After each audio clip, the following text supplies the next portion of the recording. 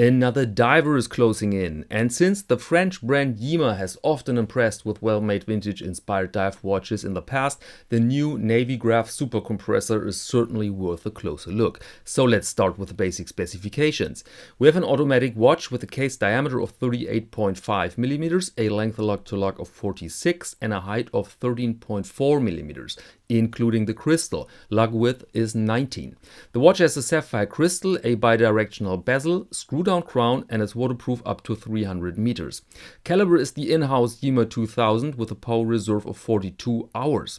And the watch comes with various strap options with a black or blue dial, and the price starts at 949 euros including VAT or 990 US dollars without VAT. So, elephant in the room first, is this really a super compressor or just inspired by historic super compressors? The latter is the case. Super compressors were seen first in 1956 when manufacturers tried to create, well, super tight dive watches. The basic thinking was to use the water pressure itself to seal the watch. Just imagine a rubber sealing along the caseback that is compressed. Makes perfect sense, worked fine.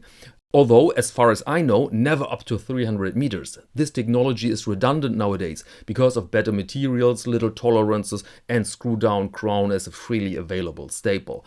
And important to know is that this layout, the internal bezel, the two crowns, are not part of the super compressor technology. It just happened that super compressors were often built with that internal bezel. But you find also historic example without bezel and with only one crown.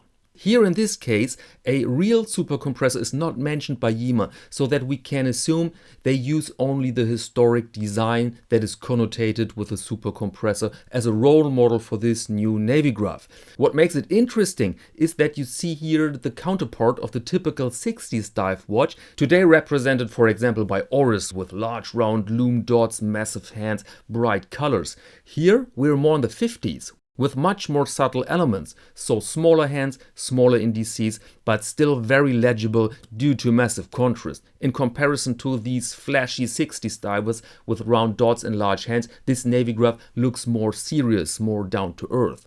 And the unique look is certainly enhanced by the two crowns. Do you see that grid, by the way? Historically accurate. You find this pattern very often on vintage watches on the crowns because they were often generic. Manufacturers weren't that obsessed with marketing and logos back then. They rather wanted to cut costs when this was possible.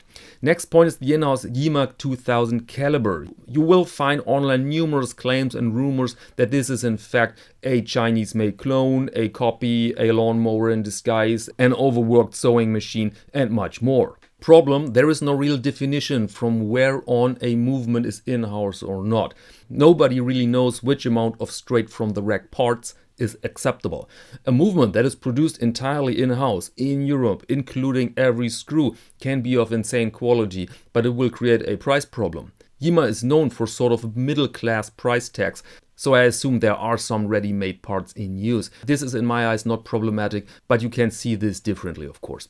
Next part, which strap? One of the rubber strap options here is the premium, very unusual. They charge around 140 bucks more for this rubber than the mesh bracelet. The FKM strap promises a better quality than the usual tropical rubber strap, which is very easy because ordinary rubber is a 10-buck thing when bought without a logo. And I've seen them breaking just around the spring bar, so this FKM might be worth a closer look. Alright, the watch is available for pre-order right now and delivery will start in a couple of days, end of November. And that's all for this episode. Thank you very much and see you next Monday for Watch of the Week.